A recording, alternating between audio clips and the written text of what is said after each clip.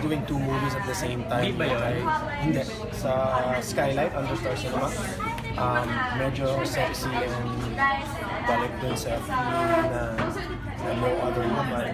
Pero walang love triangle. It's more on 2 people madly in love with each other, but because of the circumstances of life, they can't be together. And the title is Ex with Benefits. So sa title pa lang, hindi natuloy, hindi Chris. Oo, hindi ka pa medyo ng tampo na yung case na yung Herbert. Kasi parang...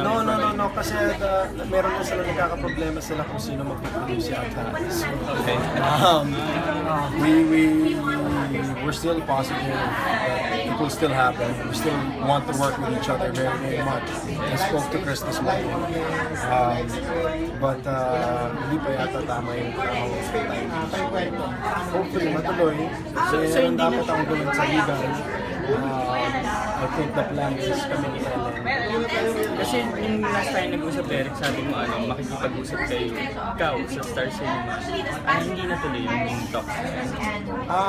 We sat down with Derek and even Regal kasi it was going to be a Regal, Star Cinema, Quantum, and Chris production. So I don't know what's going on with that. So if ever